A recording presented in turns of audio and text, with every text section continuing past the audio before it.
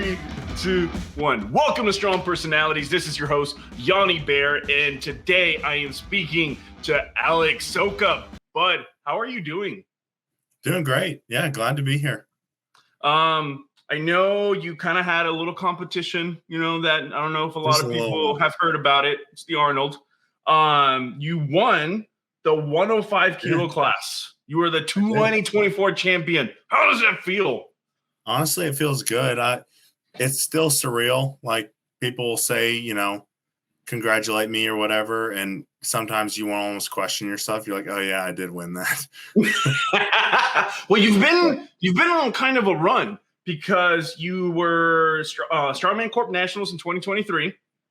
Yeah. You won that. And then you also had you were the 7th strongest at OSG in the 105 class with a freaking torn oblique. Yeah. So that was crazy. Yeah. It was. I wanted to do go ahead. Go ahead.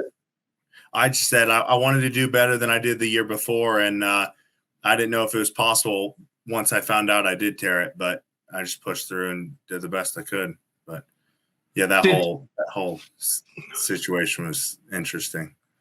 So between OSG, which was in December, the weekend of December 1st, to Arnold's, what did you do to recover from that, and then put yourself in a position to win? And no offense to the other guys that you competed against, but you had a 6.5 point lead going into day to the last two events, right? Yeah. But obviously, once the scores got readjusted to account for the last, it was only 2 points, but still, that was pretty impressive. I'm looking at your event finishes over here, and they was first, 6, second, first, second. And then even the second place in the Denny Stone, you had first place, but you got a penalty. And then the sandbag to shoulder, you only did what you had to do. So Tell me a little bit of how did you manage going from a torn oblique in December and being consistent and healthy enough through March, which was 3.5 months maybe for you, to get this result? So first thing I did when I got back is I went and saw the doctor. Good call. I had it confirmed that it was torn. I had a hole in my side. Luckily for torn obliques, is what he told me, is they're extremely painful, but they actually heal pretty fast. So I then went a couple weeks to PT, so physical therapy, and then took a bunch what I learned from there and just made progress on that for about 4 weeks. So ultimately, it was about 6 weeks that I did physical therapy on it. A lot of actually core exercises. Unlike when I tore my shoulder, you do little bits of movement, but you really kind of want to stay off of it for the most part and let it kind of heal. With the oblique, they're constantly trying to work it to where it's slowly building up muscle. So I felt like, even by day 3, they were having me do stretches where I was just wanting to, cave over because it hurt, but they needed that. Otherwise it would knot up and stay kind of disformed. So I did that for about 6 weeks. And then once it kind of healed, I started slowly into prep for Arnold. And then I think I had roughly another 6 weeks, because prep for Arnold for me was about 6 weeks. So I think I had a really strong 6-week prep going into the Arnold then, where my oblique, honestly, and it feels amazing now. So I've had 0 issues with it. So dude, that's great to hear. One of the things that I have also noticed with your prep, and we've had a few conversations on social media, you don't do even though you walk around 250, is that right? You usually walk around. That's the heaviest I've ever been. That was for this show. I've never hit 250 before, other than this show. About 2 days out, I was close to 250, and then my eating food back after the cut, then I got back up to 250. Okay, so we were talking about your cut, and I know. Sorry, I'm seeing his Instagram name. It's Frankie Pro. Yes, yeah. And I like the fact that you don't have to do these crazy water cuts that it's common to see. And then even Luke Davis was calling out a lot of the American athletes. He feels like they have a they tend to kind of pride themselves in doing these big water cuts to make weight or whatever. And he kind of compares it to a lot of the European athletes that just walk around at the weight that they actually compete. So what do you and Frankie do differently that it doesn't require that, and you still go from 250 to 231 to make weight? So he'll prep me, months in advance. And it's all about food that you eat and what you intake into your body. And so leading up to the show, he can manipulate, carb load, protein, stuff like that, fats, when I eat them, what times of the day and whatnot. Okay. And leading up to the show, he just manipulates it a little bit to where I'll start losing weight a little bit, but he still keeps my fats kind of high. So I still have, a decent amount of energy going into my workouts or whatnot. And I would say before I even water cut, I'm only 10 pounds, maybe 11, 12 pounds away from. So, there was no sweating involved. I didn't have no diuretics. I'm scared the hell out of those things. I don't want to touch those. Yeah. Yeah. I've heard too many horror stories from the bodybuilding side where I'm like, no. Biceps, just no, thank you. No. So does Frankie only help you with the cutting part, or is it just nutrition overall? Nutrition period. So, yeah, he helps me with all the nutrition side of it. So all my food aspect, stuff like that. So he doesn't touch any of the weights or workout plans, anything like that. Just the food. Who does the workout for you? Colton Rhodes. Nice. He does all the workouts. Yeah, I would say he probably does it for a bunch of the Oklahoma strongmen. Well, since you mentioned that, I want to ask you, what is it about Oklahoma that consistently brings these athletes that compete at a very high level, regardless of where they're coming, where they're competing? We have Hannah Coldiron, we have you, we have your brother, we have Elijah Yoder. What is it about Oklahoma that, even though it's not big population wise, it produces a lot of strongmen? Honestly, I want to say so I really don't think there's that many in Oklahoma compared to some of the other states, but I think the dedication that you get from a lot of these athletes is high. And a lot of these athletes that come from Oklahoma, it's almost like they have something to prove. They want Oklahoma to be known. They want, Oklahoma to set almost a standard. And I know, definitely two of the best gyms in Oklahoma, Brew House and the one Hannah trains out, Southwest Barbell, are probably the two best.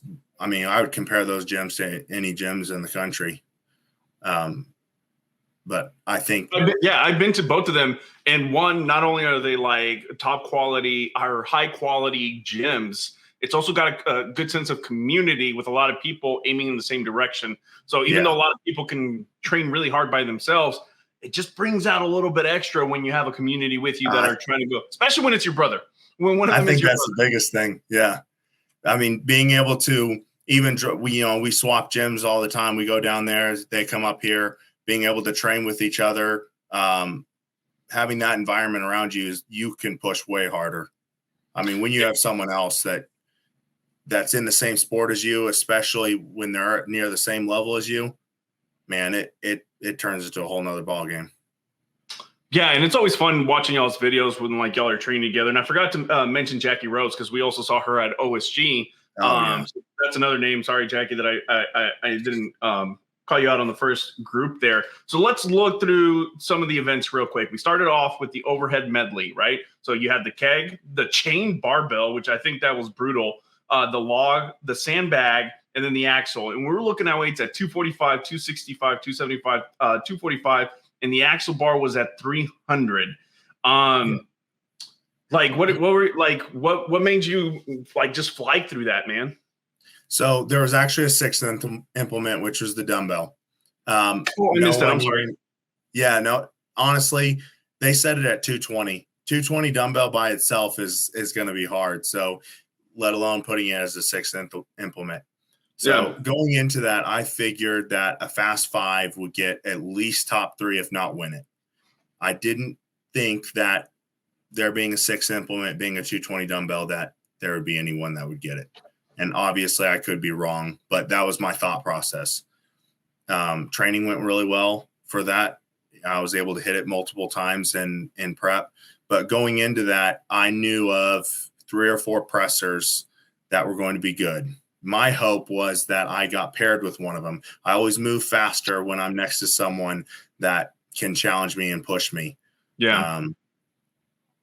But yeah, that all the I thought it was fun. It wasn't necessarily fun to get out and train all the time. Because yeah, those back to back to back, that's a long medley. Like the weights seem manageable, but when they're just stacked on top of each other like that, oh yeah, brutal. But so like I told you before we even started, like I always like to look back at people's like competition history and everything. One of the things that I thought was pretty cool is that I saw a video of you at the Battle Axe Showdown #4, right? Okay, and yeah. you hit a 300-pound axle bar clean and press.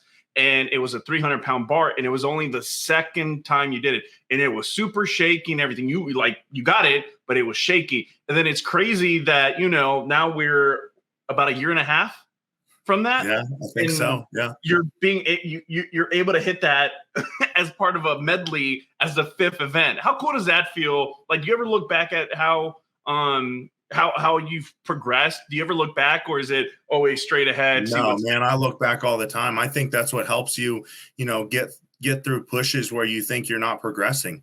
I mean, all you have to do is look back a year or so and say, no, that's, you are progressing. Look what you've done in the past year. Because I think we all do it as athletes, where we sit there and critique ourselves, and we fight with our own heads whether or not we're actually getting better or we've improved. And a lot of times it just takes you going back and looking at memories or, on your Instagram or photos or whatnot. And you're like, okay, yeah, I can do that quite a bit better now than I could. All right, so we started off with that event. You got first place. The next event was the Sandbag Toss. And one of the things I noticed that you mentioned on the caption for your post for that one is that you suck at sandbag. Please explain to me how you can run through a medley. You can like deadlift from 18 inches over 1,000 pounds. Like I've seen you do some crazy things. But what's so freaking hard about a sandbag toss, bro? I do not know. Like, I have the power. I really do. Both me and my brother have the power. But for some reason, we lose it somewhere in the toss. I don't know if it's – I mean, this is an event we train the absolute dog crap out of. Like, I'm training this, twice a week to try and get better at it. And for some reason, I'll have really good training days, but it's just not consistent. And I can't seem to get – I can't seem to put all the power I've got into this stinking bag throw. And I don't know. The one thing I had going for me was I'm still fast. So even though I knew I kind of sucked at bags, I knew if I could get, 4, maybe 5, I could do them fast enough where I'd place, hopefully mid pack. So you know what I think you and your brother have? It's the Happy Gilmore syndrome, where y'all can drive the ball like 300 yards with like no effort. But if y'all need a freaking putt 5 feet, which is that's 100%. That is 100% it. Yeah. All right. So so we talked about that one. You got 6 in that one. Does the order of the events sometimes benefit you like it did, or I think it benefited you here, where you got your worst 100%. Event out of the way with the second event? Absolutely 100%. Because from then I know I have so many events that I can catch back up on points. Whether if it was the last event or second to last, I knew that I would have to have so much of a lead going into that. And it's super stressful. Whether this way, I'm fine with playing catch up. I've been an underdog my whole career in Strongmen so far. So I'm perfectly fine being under and having to work myself back up. So I love it. If it is at the very beginning or close to it, I'll thrive off that. I want to touch on this. Why do you really think you've been an underdog, or like who says you're the underdog? I'm legit curious on this one. I think I feel like you place pretty high consistently at almost every competition I've ever seen you. So when I was going into nationals, I had asked several people, several different locations, who they thought, and I was not put in the top 3 by anybody at nationals. That being said, once nationals is over, I think Arnold, different story. I think from here on out, I may not be the underdog, but for sure going first OSG, I mean, let's be honest, I didn't even think I was making top 10 at my first ever OSG. So from here on out, I think it's a different story, and I hope it is. I would hope I'm eventually going to get recognized. But I think at least going into nationals and leading up to nationals, I think people still viewed me, as an underdog. Yeah, and I think the cool thing about your success is not that it's just like a one-off. It's like consistently you've been building up, right? You got 8th, then you got 7th at OSG. You winning Arnold's. You won Strongman Corp Nationals. Record breakers. The results there speak for themselves, even though it was more about PRs and stuff versus like a traditional competition. It's like a double-edged sword, right? Your confidence starts building up, but then the target on your back also starts higher and higher and higher. Yeah. Do you feel that? Oh, I felt it. I've never been more nervous than I was at Arnold. I wasn't nervous one bit at OSG. I was very calm. Nationals, really didn't get that nervous. Arnold, I felt every single little bit of it. I have not been that nervous. And I think it's because I put a big, weight on my own back. And then also I could tell what people, expected. Everyone in the 105 started messaging me, you got this, I know you're going to win this one. So the script flipped. I wasn't necessarily the underdog anymore. And it flipped to, this is almost an expectation. And it put a lot of weight on my shoulders, I guess. I don't even, honestly, based on how you said it, I don't think it's an expectation from the people that like see you do it every day. I think it's just you have more people believing in you based on the work that you put in on a consistent basis. I think so. I think you're right about that. I think sometimes I might view it differently, but that's just because I'm hard on myself. Yeah. So. It's like, it's the difference between holding yourself accountable and like beating yourself up. Right. Like there's a fine line. Holding yourself accountable treats you with kindness so you can go further versus you beat yourself up. Then like did you freeze? Oh, I thought you froze up on me for a second. But when you beat yourself up, it's like the weight's already doing that. The expectations are already doing that. Don't do that to yourself. Right. So remember that, man. Hold yourself accountable. Yeah. Don't beat yourself up. You got a lot of people that believe in you. All right. So let's go to the next event. This is the lever squat where you were a maniac and got 17 reps at 565 pounds. So the lever squat, you actually start from the bottom position, correct? Yeah. Tell some of the strongmen out there, because obviously squat isn't a very common event in a lot of strongman competitions. What's the difference from starting from that bottom position versus your traditional starting with a barbell on your back and then doing your reps from there? So I would say biggest thing is leverage. Like when you have a normal squat, the way your legs, the way your hamstrings work is as you squat down, they tense up and act as almost a spring. Well, when you Anderson squat or squat from a lever from the ground, you don't have necessarily that pressure built up in your thighs and your calves and your glutes and everything like that to help spring you forward. You have to start and you have to gain that traction right from the bottom. In my opinion, it's a lot harder, but we trained it like that. We trained it like that. And so I think I was ready for, we tried 6 different implements to try and like figure out what in the world this was going to be like. So I felt like I was prepared for the event. For me, one of the things that I always worry about, like events that are for reps, especially if they're going to tax your legs or your lower back, like a deadlift or like a squat event, is there ever any worries that even though you're doing your best, right, because you want to get the best result, is there a little voice in your head that's telling you like maybe back off and save some for the last 3 events of the competition? So sometimes there is. On this event, because I had just come off of doing, 6th in the sandbag, I had determined that I was not saving anything. I was going to get absolutely everything I had because there was so much talk about, who was taking who had the strongest legs, who was taking that squat event, the person who was in first at that time, I knew he was going to put up some good numbers in the squat. And my goal was, he went right before me. And my goal was to, do at least as good as he did. It always helps when the like your biggest competition goes right before you. Oh, yeah. All right. So for the next event, Sorry, go ahead. Oh, I was just going to say, when I did that squat, I could have swore if you asked me the number when I got up, I thought I did 12 reps. Really? Yeah. My coach, when asked me, he said, you know how many reps you did? I was like, yeah, I'm pretty sure I got 12. He's like, no. Because that was the number I was trying to get to. I had heard 12, and so that was the number I was trying to get to. But, you know, when you're running out of oxygen, you're just telling your body, like, one more rep. Your legs are swelling. Your freaking, you know, stomach is trying to grasp for air. You're just going. How long did that leg pump last? Did the what? How long did the leg pump last? Because I know your legs were, Well, my legs were jello for like 20 or 30 minutes after. Like, it was bad. They told us to go warm up for the next event, and I was like, no, I'm good. Like, I've got bands in my bag. I'll warm up as soon as my legs, you know, get some substance to them. I felt like noodles after that.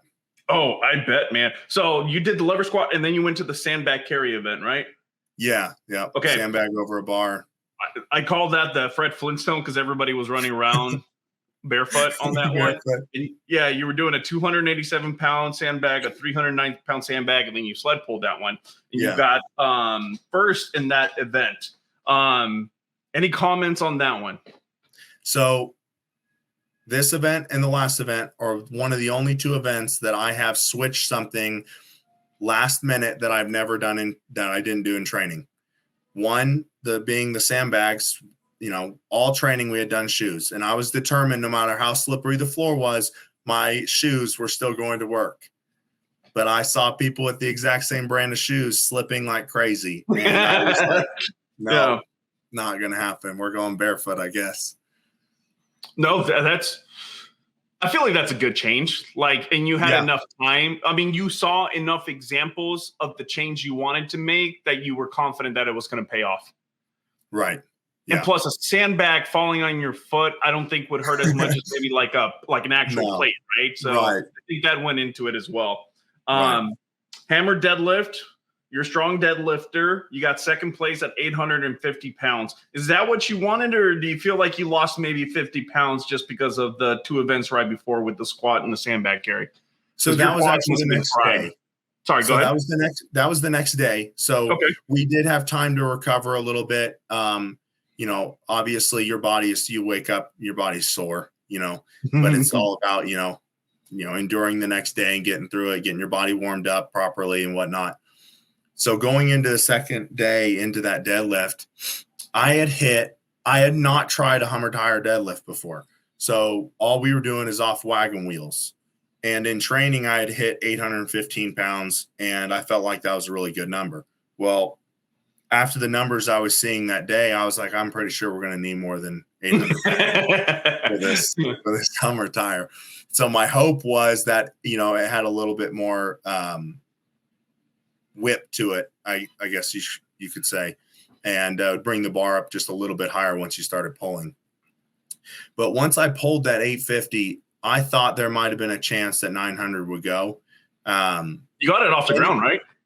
Yeah, I got it off the ground. I actually got it off the ground twice, but it just wasn't there. You know, I can make excuses all day, but at the end of the day, even if I had gotten the 900, Shane's an absolutely beast when it comes to deadlifting. I mean, I think he had the next 50-pound jump, to be honest.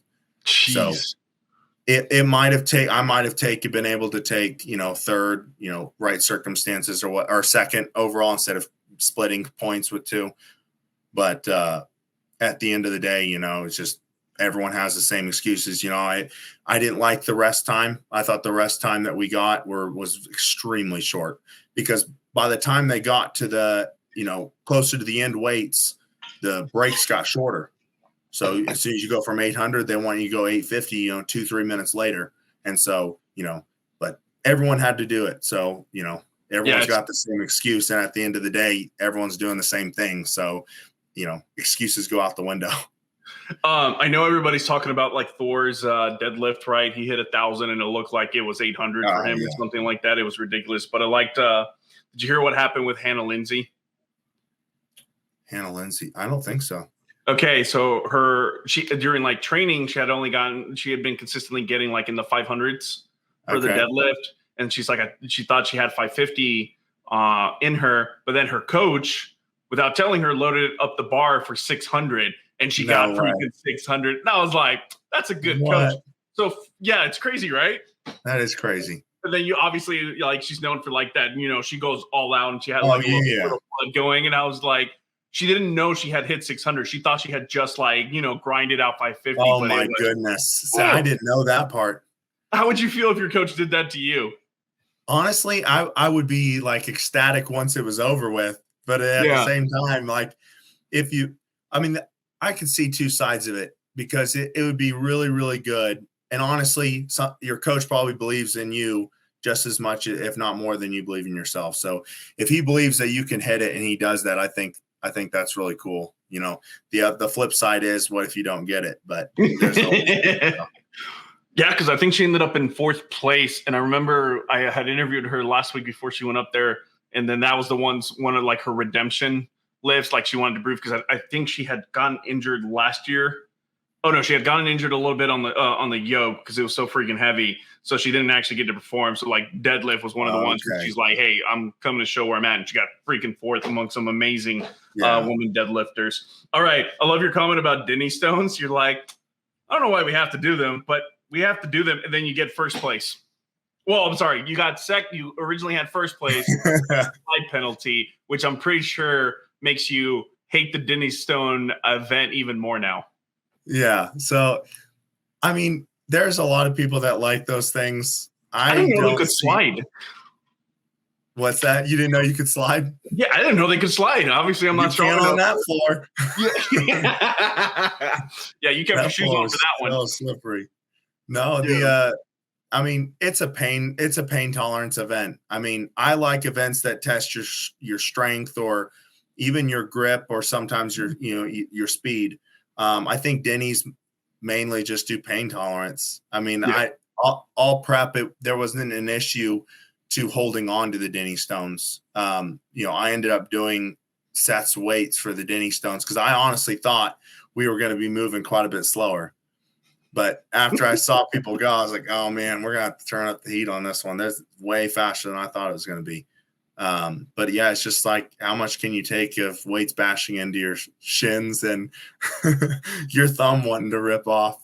When I was prepping for the Battle Axe Showdown number 5 for this year. Yeah. I asked Josh Hatfield, I was like, hey, do you got any like tips for this? And he just looks at me and goes, suck it up and carry it. And I was like, got it. Thanks, man. It's hard to do week in, week out, though. If you train Denny Stones week in, week out, it's hard to do. It's hard to tell yourself, I'm going to go into this workout and be in a lot of pain after I'm done with these things. You got the T-Rex hands. Yeah, they're all white and ringed, So you're going into the Sandbag to Shoulder event. This is the final event. You know what you have to do just to win it. Mm-hmm. What are some of the emotions that are going through your head? Like when you kind of know that, because 350 is something that you've done. I think you've hit over 400-pound sandbags now. I've hit right at 400, yeah. Okay, so 350, I think, was the score you had to beat. Like, right. When you saw that, what emotions did you start feeling? So when I knew it was 350, my emotions started, like, I was getting super excited. Like, my heart was already racing. Like, before that, no one talked about what bag they were going for. Not really. There was a few mentions. Yeah. But, at the same time, everyone's fighting for 2nd and 3rd spot, and possibly taking 1st. And no one wants to get 4th because they're fighting for that pro card. And so in the 105s, you have Matt Powell, who going into that event was in 4th, and he knew that he needed to win or come close to winning. So him going out there and trying to hit that 380 bag, I was like, if he gets it, then these other two might get it. And that's a little bit scarier to go for, possibly zeroing than the 350. So that played a little bit of a part in my head. But once I knew 350 was it, I knew walking onto the stage that, I believed in my heart that I had won the show, even prior to going up and lifting that bag. But that was just, I don't know. I had a spring of big confidence when I found out. I was like, man, I've hit this several times. I know I can do the 350. So I went for the 380 after, and man, those lights above your eyes, I did not realize they were going to play a part, but I looked right into them, and I immediately got lightheaded when that sandbag is up on your chest and you're trying to get it to your shoulder. So the lights mess with you that much? Yeah, it did that day. Yeah.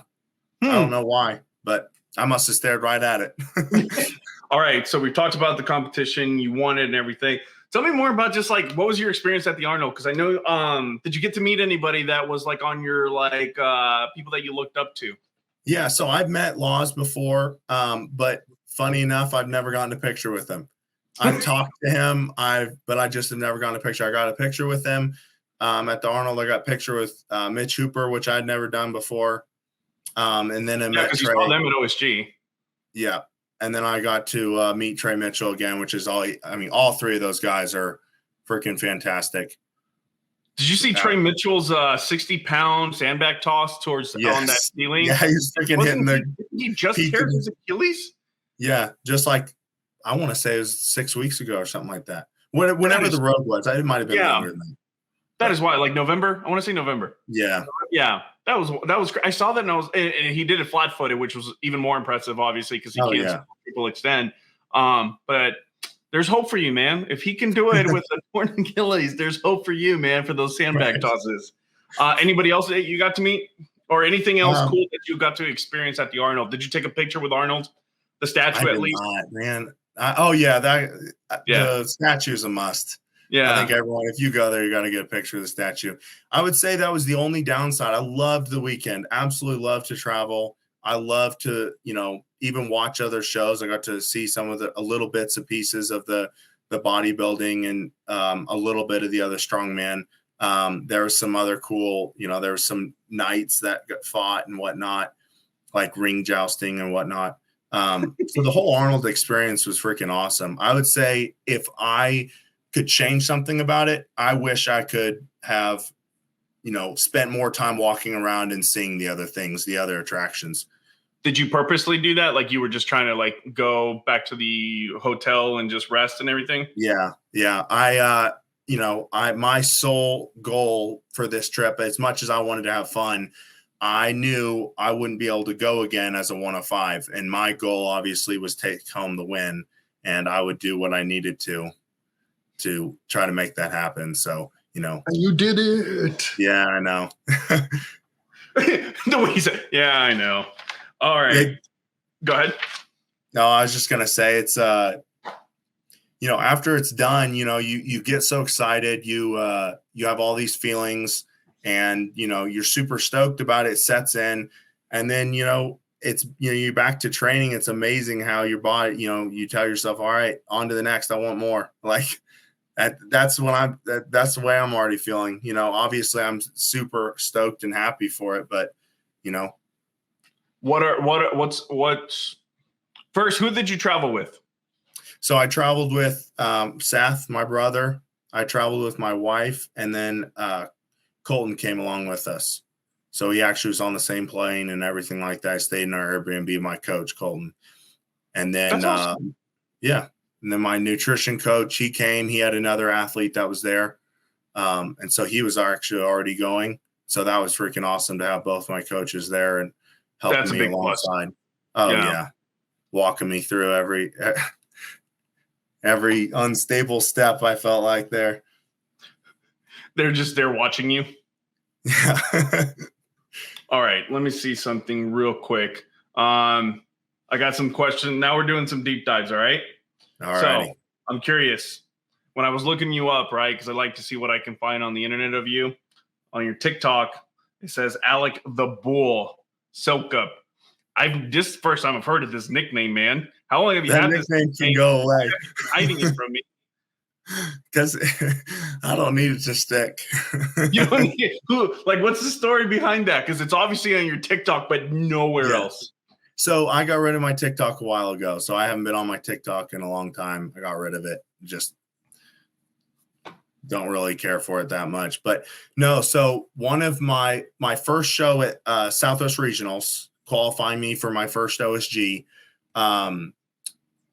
who was it? Texas Titan. Gabriel Oh, Pena. okay. Yep. He kept calling me the Bull. Just the way I guess I ran with the sandbags and the way my yoke. And so from there, kind of stuck. It kind of, my coach called me it. You know, there was other people in the gym that called it. I had some family members that put it on like some cups and stuff like that. So it kind of stuck, and who knows, you know, maybe it will be used later, but I don't think the person should choose their own nickname. So if that's something that sticks, that's something that sticks. But yeah, I'm not forcing. You're like, I'm going to ask you to edit this out later, Yanni. Yeah. So No. sure. All right. I got to ask you about this picture I found. Are you ready for this? Oh man. I need an explanation of what's going on here. Hold up, share screen. All right. Now I'm trying to figure out what in the world, what picture would it be? I think you'll laugh. All right. Please explain. Where did you find that? It's on your Facebook, and this is how I know you haven't been on Facebook in a while. You're still there are you as engaged, and I know you're married. Yes. I know you haven't. So yeah. Oh yeah. I'm never on Facebook. I'm on Facebook for Facebook Marketplace. That's about it. So this is you right here. Yeah, that is. And then this is Seth on the right? That is. Can you believe that? That is wild. So what's going on here, man? So that's just Halloween. We dressed up as you know. Did you ever see the movie Robin Hood, the Men in Tights? No, I haven't. I've heard so much of it, but I haven't, man. I'm sorry. Yeah. So friends of ours, actually still really good friends. The one in the middle, we lost a couple years ago. I'm sorry, man. But his brother, the one on, let's see, it would be my right. So the furthest left as you're looking at the picture, we're actually still best friends. And that was a movie they grew up with, was Men in Tights. And, you know, it is a cheesy movie, but there's some great lines in it. And so we decided, we were like, hell, we're definitely gonna dress up as them. So yeah, we were the Men in Tights for one Halloween. This is all the pre-games, not pre-teens. These are pre-games right here. Yeah. Oh yeah. I think I want to say that was sophomore year of high school, and I weighed 135 pounds roughly. 135, almost 100 plus pounds ago. Yeah. That is wild. All right, so here's the next one. You ready for this? I'm ready. Since we're already in high school, I want to know about the Oklahoma Patriots, number 27. Okay. Yeah. Give me a second to set this up so I can ask you some questions. Let me see here. Bum-ba-dum. I told you, man, I went digging. You did. You ready? I'm ready. Oh my goodness. Who's this guy? Look at this guy over here. You were a fullback and a defensive end. Yeah. So I want to know, who did you think you played like at the time? And then who were some of your like football heroes? So at the time, I think J.J. Watt was like the person in the NFL as a defensive end. Yep. And so he was like someone I was like, man, he was kind of my idol, I guess, in the football industry. Who I thought I played like, no one. Like I honestly, like, I loved playing football, but you know, my hope was at the time when I played high school was to make it to the next level. And I got some smaller, you know, college offers, but nothing that I knew would, you know, change, change me big time. There was other directions that I wanted to go school wise, and knowing that I probably wasn't going to make it to the NFL, I knew it was probably time to hang it up. But I had an absolute blast when I did. It looks like you did. You know what you remind me of when I see you play? You remind me of a freaking bull, because you just bull rush. And then I'm serious. I freaking I'll tell you what, this sport that the strong man is the closest that I've ever, the feeling that I got in football. That's the same feeling I get in strongman. Just this adrenaline rush of just feeling like just this grit that you can put out onto the field or the stage. All right. So we talked about your football career. So we're moving up.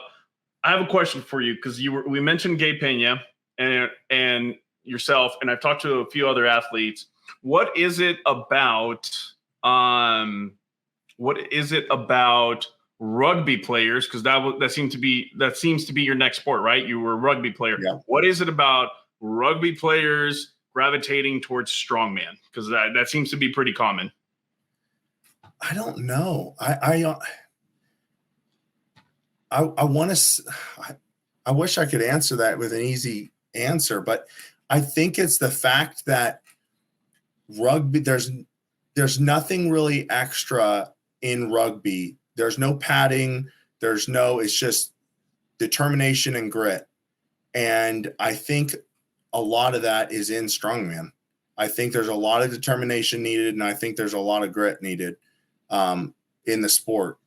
Pain tolerance, drive, consistency. And I think rugby shares a lot of that. I still think football is more fun than rugby, but I just think it's a little bit faster pace. Rugby is more drawn out, but both sports are similar in that aspect. Okay, so that makes sense. Did you remember that show on ESPN? It was like Sports Science. Oh yeah, they actually proved that the impact from football is harder than the impact from rugby, even with the pads. Yeah, that's crazy. You don't feel that though, but I'm sure you're inside of your body and your head feels that. So the reason they think that is because rugby players are actually known to be better tacklers than the NFL players. They actually know how to hit you instead of just launching themselves like a missile at you. So I thought that was pretty cool. That is crazy. All right, I'm going to give you a quote, and I want to see if you remember what you posted about. You ready for this? Because I really like this quote. It says, "If you are not willing to learn, no one can help you. If you are determined to learn, no one can stop you." Do you remember what that post was about? Was that one of my OSG? No. I'll give you one more try. Right. How long ago back? I feel like it was about a year and a half. 112 weeks ago. Okay, so 2 years ago.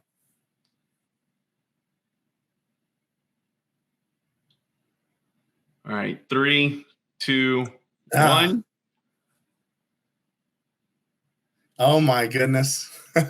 Dude, these are pretty cool drawings. So obviously you like to draw, and you like to draw Marvel superheroes. So I love to draw, actually. Huh? I love to draw. All right, tell me what's the story behind your drawing? And obviously your choice seems to be superheroes. So superheroes, mainly because all growing up, we had all my brothers. We had huge, this vast mind of, creativity when it came to what we could come up with or what we thought of anyway. And, we loved playing this almost unrealistic or non-reality, of being someone or seeing someone that we knew wasn't really real, but it was super cool to see, and especially when they put it in, movies where we were like, you could see it as a human being, whether it was real or not. You could see someone actually acting as that. So, but yeah, I fell in love with Marvel. It's the first Marvel movie that I saw. I fell in love with it, and I already liked drawing. I liked being able to put some creativity down on paper, and was never super good at school, but sports and drawing for some reason clicked for me. You were the kid that was always doodling in class. Yeah. Yeah. This is really good, dude. This is Thor. Who's your favorite Marvel superhero? Thor. Yeah. Thor? Oh, yeah. I can see you as a Thor. Why haven't you dressed up as Thor? I saw you dress up as Luigi. I did. So I don't know. I guess if you, I don't know. I don't know why I haven't. Maybe if you dress or live the part of your hero, they won't be as special to you. Maybe. I'm not sure. I like that, man. All right. I have a few more questions, man, and then we're good to go. Hold up. Let me get rid of this one. All right, hold up. I told you, man, I do my research when and then, all right, so we talked about the Hulk. Okay, this is going to be my last question, okay? I want to know, what the heck were you thinking in this moment? And why did it require a 9,000-foot hike on top of a Oh, my goodness.